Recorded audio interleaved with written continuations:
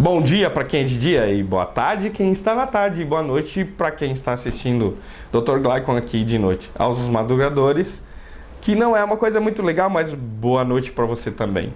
Hoje nós vamos falar de 5 coisas que você deve fazer para ter um estilo de vida saudável. Nós vamos falar do pentáculo do bem-estar, ou seja, 5 tarefas que você tem que cumprir necessariamente para ter um estilo de vida saudável e qualidade de vida. Vem comigo!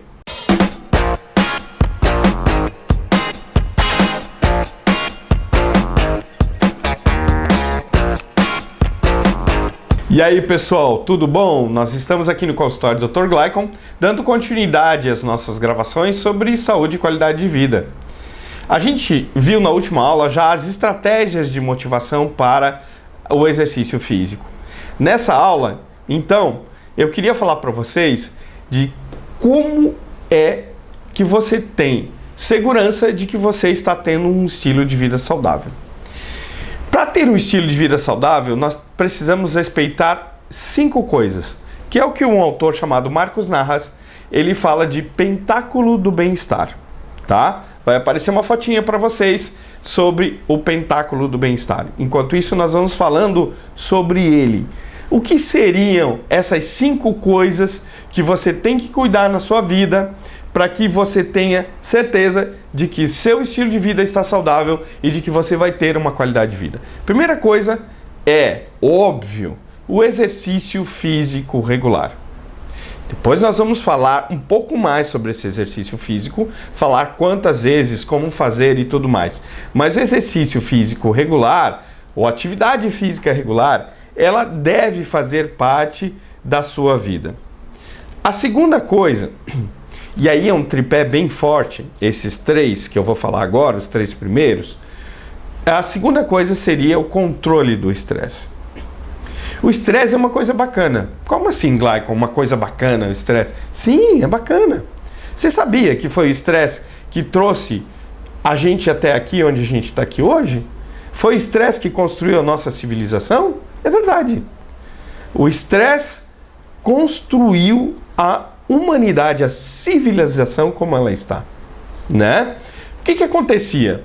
Nós tínhamos animais que atacavam a gente, nós tínhamos situações onde nós tínhamos descontrole, intempéries, etc. O que a gente fez? A primeira coisa, isso causava um estresse. Como é que a gente resolvia isso?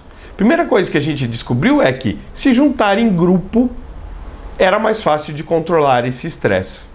Então, primeira coisa que a gente fez foi a organização da sociedade. E o núcleo básico da sociedade até hoje sempre foi a família. Nós criamos laços de parentesco para controlar o estresse. E aí vem mais uma outra historinha que a gente vai falar depois. Então, a partir desse estresse de ser atacado toda hora, e com essas ideias surgindo na sociedade organizada, nós criamos então as primeiras cidades, os rudimentos das primeiras cidades, ou seja, que eram tribos na época, mas já existia um sistema de defesa. Quanto mais agressivo o meio, maior esse sistema de defesa. Ou seja, quanto maior o estresse, maior o sistema de defesa. Então, a partir disso, o que a gente foi construindo cada vez mais? Estruturas, né? E o YouTube não deixa de ser uma coisa fruto disso, né? Para minimizar o estresse do aprendizado. Vocês estão aqui assistindo a aula. Então, tudo que a gente construiu a partir daí foi para minimizar esse estresse. O problema é que foi em vão, porque à medida que a gente construiu uma coisa, o estresse aparecia por outro lado. Até porque nós precisamos de um certo nível de estresse. Senão a vida fica monótona e aí nós continuamos estressados pela monotonia. Tem muitos pacientes que chegam aqui no consultório que dizem assim, eu me sinto ansioso. Por quê? Porque a minha vida não tem desafios. Então nós precisamos de desafios. Desafios são inerentes ao ser humano. Porém, hoje, nós precisamos controlar o estresse. Aquilo que nos trouxe até aqui, esse estresse hoje está nos matando. Porque a maneira como nós construímos a civilização faz com que a gente seja extremamente estressado, ou seja, a dependência de uma tecnologia. Quando o computador dá pane, o que acontece com vocês? Vocês param, vocês não conseguem fazer muita coisa. Eu aqui no consultório, eu preciso do sistema. Quando o computador dá pane, eu não consigo trabalhar. Eu não consigo ler a ficha dos pacientes, eu não consigo ver a evolução dos pacientes, eu não tenho acesso aos exames dos pacientes e por aí vai. Então isso causa um estresse enorme numa ferramenta que era para diminuir o meu estresse. Então, a gente já sabe que a tecnologia ela ajuda, mas ela não resolve a questão do estresse. Muito pelo contrário, às vezes ela é a causadora do próprio estresse. A cidade, né, a urbe, ou seja, a grande cidade, ela foi crescendo, vamos tomar como exemplo, São Paulo, uma grande cidade, você aí que é de São Paulo, sabe o estresse que você vive por viver em uma grande cidade. Ou seja, então, a grande cidade que era para nos ajudar, ela acabou sendo mais um fator de estresse. São Paulo hoje em dia é incontrolável, é inadministrável, né? Todos os estudiosos da área sabem que uma cidade do tamanho de São Paulo, de Tóquio, Cidade do México, que são as grandes cidades do mundo, né? Elas são inadministráveis pela estrutura em si. Então elas vão continuar causando estresse enquanto elas estiverem assim. O movimento era sair do campo, e nós já vimos isso na primeira aula, onde nós falamos de população urbana, era sair do campo e vir para a cidade para diminuir o estresse de viver no campo, a falta de recursos. Hoje o movimento está sendo o contrário. As pessoas estão indo para o campo, fugindo do estresse das grandes cidades. Então, o segundo fator desse tripé aí, exercício físico, controle do estresse, é exatamente controle do estresse. O terceiro perninha do tripé é a nutrição. A gente já falou bastante até agora de nutrição. Então, comer adequadamente, e a regrinha do estresse vale exatamente para a nutrição. Ou seja, aquilo que nos trouxe até aqui está nos matando uma vez mais, e a gente pode falar isso em termos de alimentos. Por quê? A alimentação que nós tínhamos no campo era muito mais saudável do que a que nós temos hoje em dia. Vocês sabem, eu não preciso nem ficar aqui batendo na mesma tecla, a quantidade de defensivos agrícolas, material transgênico, que a gente ainda não sabe direito o que vai acontecer. Tem muita polêmica em relação aos alimentos transgênicos. Tem estudiosos que dizem que sim, que realmente vão causar um problema sério, e tem estudiosos que dizem que não, que os transgênicos, pelo contrário, conseguiram alimentar boa parte da população que ainda é carente de alimentos, né? Se nós pensarmos em termos de produção, população, realmente nós não temos produção de alimento para toda a população mundial. O problema é, de novo, como a renda, a distribuição dessa alimentação. O hemisfério norte consome muito mais alimentos do que o hemisfério sul, né? Apesar de ele ser mais povoado do que o hemisfério sul, existe um desbalanço entre o que o hemisfério norte consome e produz e o que o hemisfério sul consome e produz, né? Então, assim, tem um lado bom nessa história da industrialização, que é a possibilidade de aumentar a oferta de alimentos para todo mundo, né? Os alimentos conseguem ser mais armazenados, etc, etc, com toda essa tecnologia, mas o problema é que esse armazenamento, essa tecnologia, toda essa história não está chegando a quem deveria. Vocês sabem muito bem que tem países na África que passam fome, né? Então, onde existe uma escassez de alimentos muito grande. Existem regiões do Brasil ainda que existe escassez de alimentos. Embora nós estejamos morrendo muito mais por obesidade, ou seja, por uma superalimentação, do que pela falta dele. Então, a mesma coisa, esse processo industrial, esse que começou lá, a gente domesticando as vaquinhas, tirando o leite das vaquinhas, que começou a gente plantando as primeiras sementinhas, cultivando lá os primeiros trigos. Hoje, o excesso, e aí eu falo bem desse leite, tem leite em tudo, é um excesso de leite, né? Eu não sou contra o leite por si só, eu sou contra o excesso de leite que as pessoas ingerem. Eu não sou contra o trigo, embora tenha estudos já claramente mostrando que o leite e o trigo não são tão bons assim pra gente, tá? Mas se você comer pequenas quantidades, não é isso que vai te fazer mal. O problema são as grandes quantidades que nós estamos comendo de leite e trigo atualmente. Nós estamos abusando desses alimentos. E a bola da vez também é o soja, né? Nós estamos abusando do soja. Se você começar a ler rótulo, o que eu te aconselho, né? A gente vai ver como a quantidade de soja presente em tudo quanto é alimento. Então, a grande história é a gente voltar a comer como os nossos antepassados comiam. O que acontecia com o nosso antepassado lá na Idade das Cavernas? Ele não comia todos os dias, porque ele não conseguia alimento para comer todos os dias. Ele tinha que sair para caçar, e nem sempre ele conseguia caçar. Ou seja, nós estamos comendo demais. E o nosso organismo, de lá para cá, são alguns milhares de anos de evolução, isso em termos de evolução de milhões de anos da nossa espécie, isso não é nada. Alguns milhares de anos não são suficientes para modificar a gente geneticamente. Então, a gente geneticamente, bioquimicamente, fisiologicamente falando, nós somos muito, mas muito parecidos com o nosso antepassado lá das cavernas. Então, a nossa alimentação deveria ser aquela. Muito parecido com aquela. Basicamente, o que eles comiam? Bicho e planta. Né? Então, essa, fisiologicamente falando, é a alimentação mais adequada para a gente. Né? Então, e não comia todos os dias, não conseguia comer todos os dias. Então, a gente está comendo demais. Essa história de ter que comer a cada 3 horas é só para quem quer aumento de massa muscular. Quem não quer aumento de massa muscular não precisa ficar comendo a cada 3 horas. De jeito nenhum.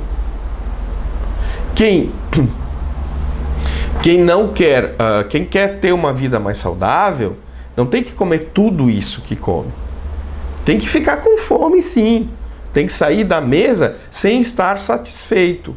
Se você saiu da mesa e satisfeito, eu não estou nem falando empanturrado. Eu estou falando satisfeito. Já está errado. Já está errado. Você já está comendo demais. Ok? Então nós precisamos comer menos. Além de comer menos, nós temos que comer alimentos menos processados. Alimentos mais naturais, alimentos mais orgânicos. Onde a indústria não tenha colocado tanto a mão. Se você tem acesso a esse tipo de alimento, por favor, opte por esse tipo de alimento. Se cabe no seu orçamento, que eu sei que os alimentos orgânicos são mais caros, opte por isso. E às vezes não são mais caros. Às vezes a gente tem um produtor rural que a gente conhece, dá para comprar dele. O tiozinho lá que tem um sítio, a gente compra dele e não sai mais caro. Sai mais caro os alimentos orgânicos comprados em supermercado. Agora, se você vai comprar direto da fonte, não, às vezes sai até mais barato que os alimentos industrializados. Então, opte por alimentos naturais. Então, olha só. 3 males da civilização. Falta de exercício, ou seja, sedentarismo, altas doses de estresse, superalimentação com alimentos manipulados, industrializados e cheios de conservantes, colorantes, etc. Então, o que nos trouxe até aqui é o que está nos matando. Então, repense o seu estilo de vida para conseguir qualidade de vida. Mas eu só falei de 3. Lembra que a gente ia falar do pentáculo do bem-estar? De 5. Quais são os outros 2? Os outros 2 são relacionamentos. Lembra que eu falei lá do começo que a primeira coisa que a gente fez foi criar uma sociedade? Ser gregário, viver em grupo. Isso é muito importante para nós. Nós condicionamos o nosso cérebro, daí sim, nós já modificamos, né, a viver em grupo. Mas, na verdade, nós somos primatas, né? Nós somos os primatas inteligentes, vamos falar assim, mas nós somos primatas, e os primatas vivem em bandos, né? Então, nós somos macacos sem pelo. A gente é macaco, não adianta. Nós temos 94 ou 96% de genes compartilhados com o nosso parente mais próximo, o chimpanzé.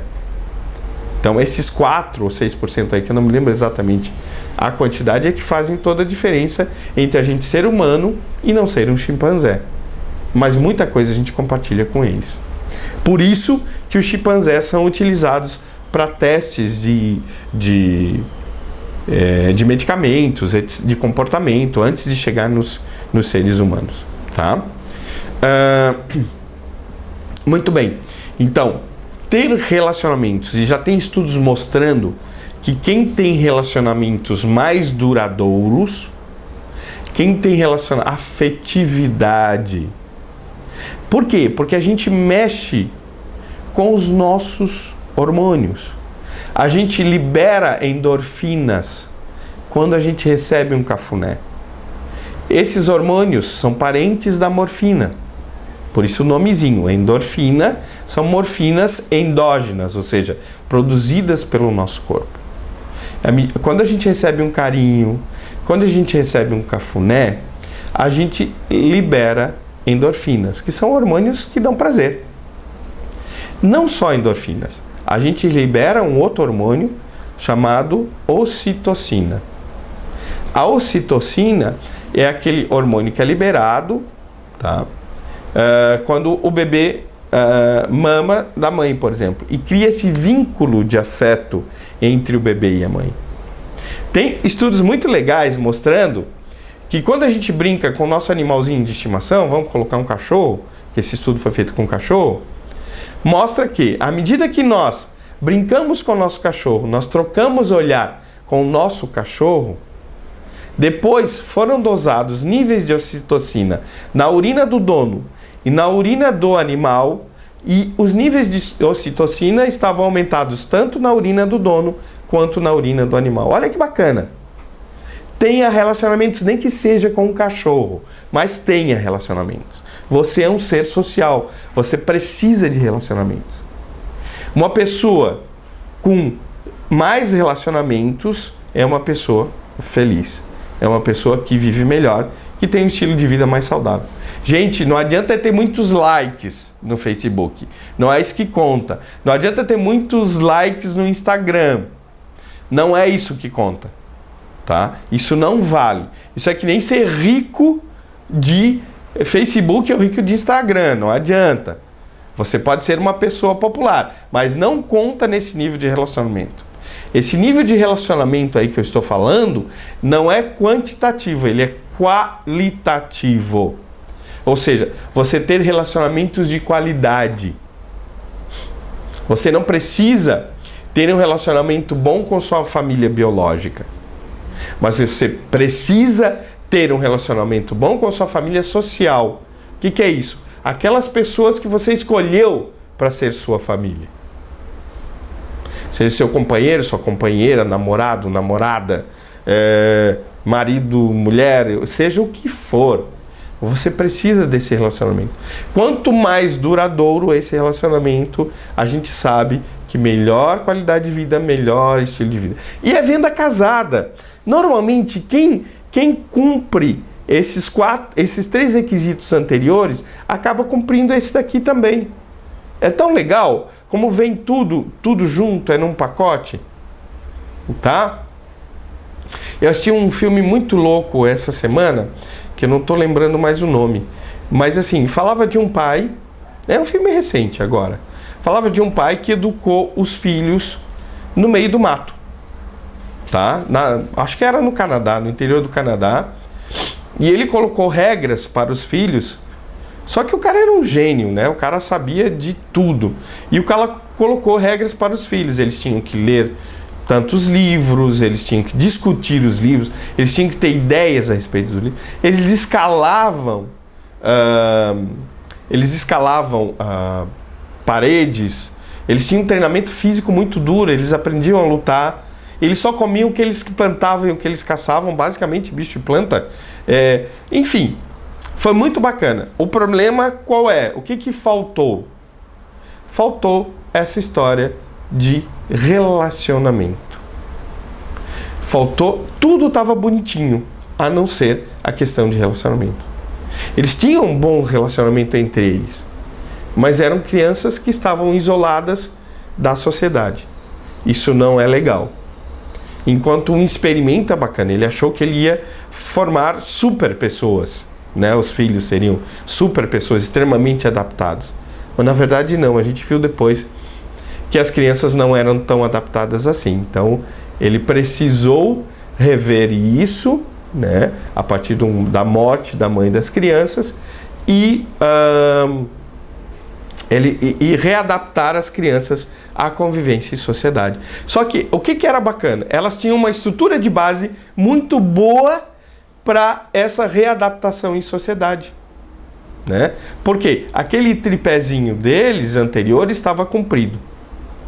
Isso foi muito legal. Muito bem, falamos de 4 coisas. Então nós falamos de exercício físico, falamos de nutrição, falamos do controle do estresse e relacionamentos. O que está faltando aí? Comportamento preventivo. É o quinto. A quinta ponta dessa estrela, desse pentáculo. O que é comportamento preventivo?